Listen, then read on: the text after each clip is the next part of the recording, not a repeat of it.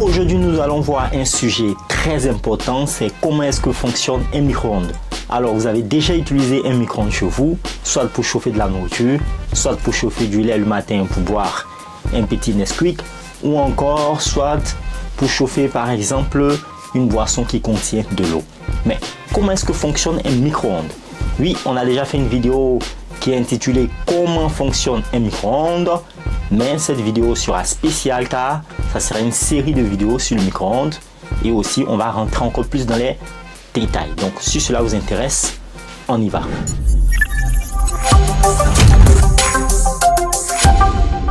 Bonjour à tous, bienvenue sur Science et Culture TV, la chaîne du savoir. Alors, si vous venez de me découvrir, mon nom est Broumac et je parle ici sur cette chaîne de la vulgarisation scientifique.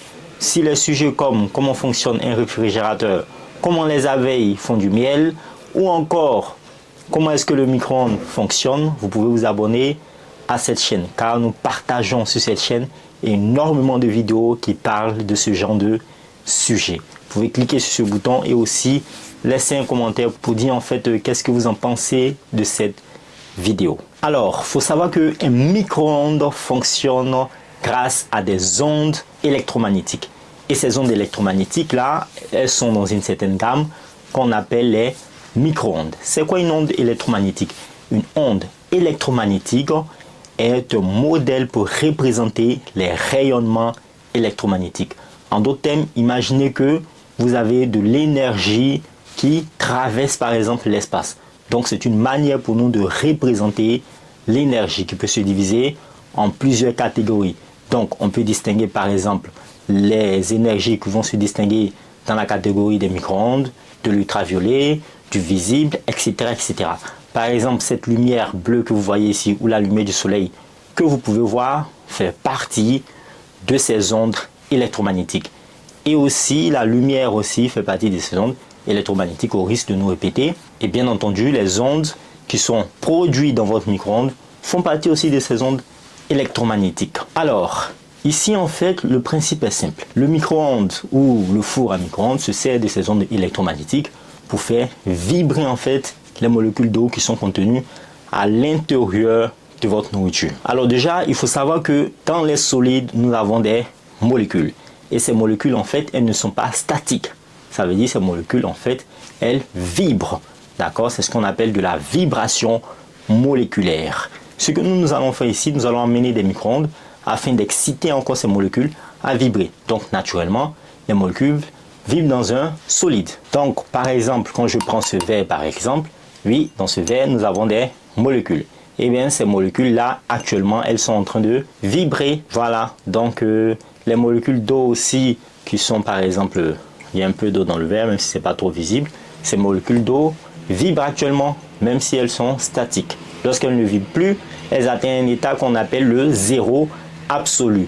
Donc un état de froideur. Et si vous voulez découvrir bien évidemment une vidéo sur le zéro absolu, nous avons fait une vidéo là-dessus qui va sortir bientôt si cette vidéo n'est pas encore sortie. Sinon, vous trouverez cette vidéo dans la description. Alors, le micro-ondes contient un petit instrument qu'on appelle le magnétron. C'est quoi le magnétron? Le magnétron, c'est un petit instrument à l'intérieur de notre micro-ondes qui va produire les ondes, voilà, qui sont dans la catégorie bien sûr des micro-ondes. D'accord? On vient d'expliquer que les micro-ondes sont une forme d'énergie mais propulsée sous forme d'onde.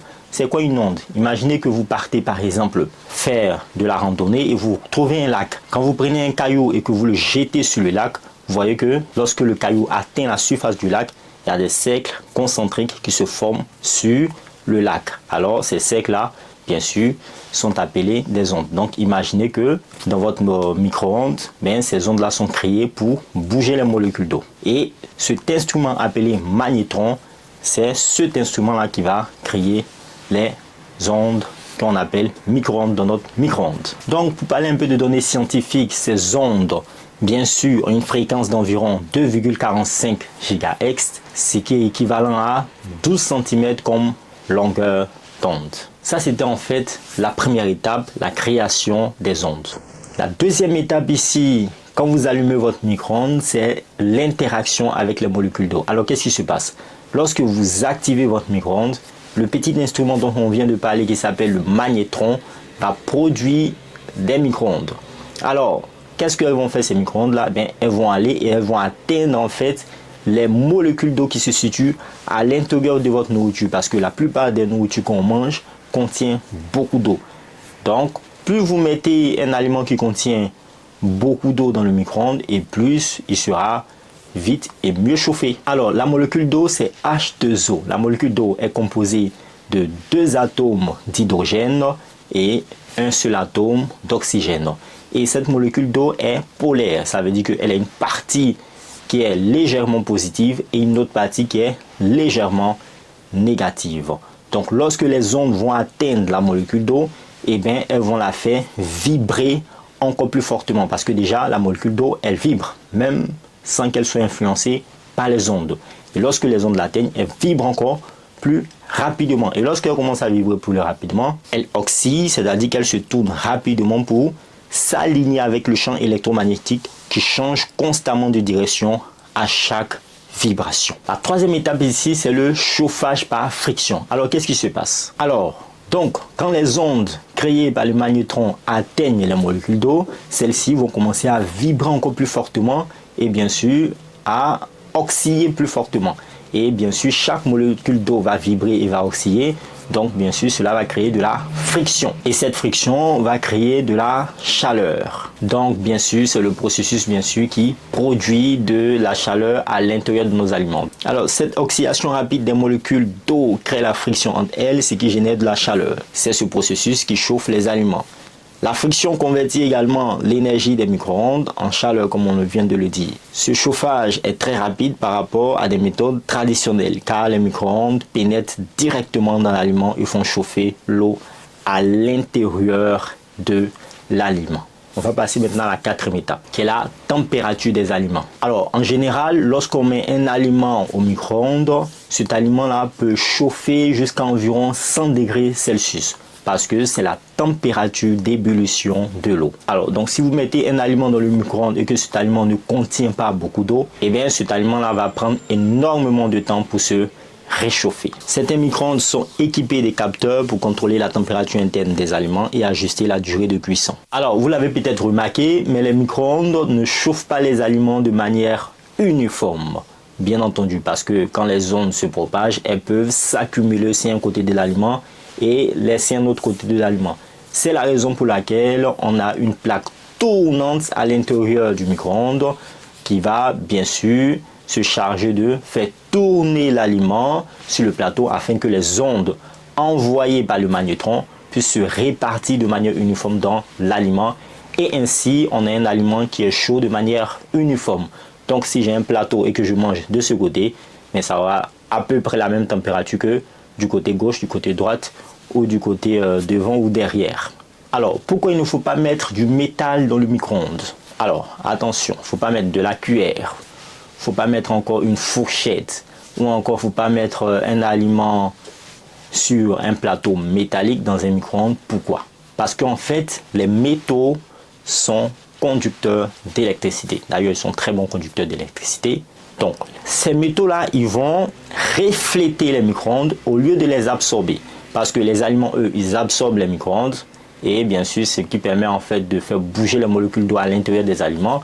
Mais les métaux, comme l'aluminium, le fer, le cuivre, etc., eux, ils reflètent en fait les micro-ondes au lieu de les absorber.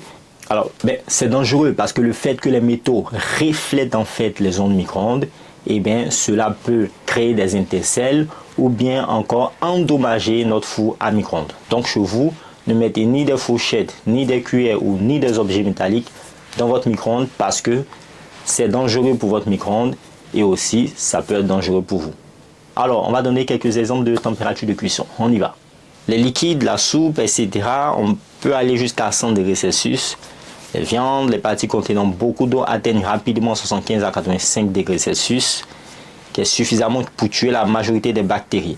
Pour les produits secs, le pain, le biscuit, etc., ils se réchauffent moins efficacement car ils contiennent moins d'eau. Alors, qu'est-ce qu'on peut retenir de cette vidéo? C'est que un micro-ondes en fait crée des micro-ondes, des ondes électromagnétiques qui vont aller faire vibrer les molécules d'eau à l'intérieur des aliments.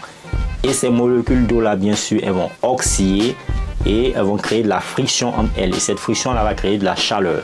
Et cette chaleur va réchauffer notre aliment et ainsi nous pouvons manger tranquillement notre aliment. J'espère que vous avez aimé cette vidéo. C'est une série de vidéos. On va bien sûr développer comment est-ce que le micro-ondes a été découvert. Et bien, suivez cette vidéo, c'est très important. Et comment aussi, bien sûr, le magnétron fonctionne. Ce sont des vidéos très intéressantes. Restez scotchés. Si vous avez aimé ce contenu, n'hésitez pas à liker. Portez-vous bien, faites le plein de savoir. Au revoir.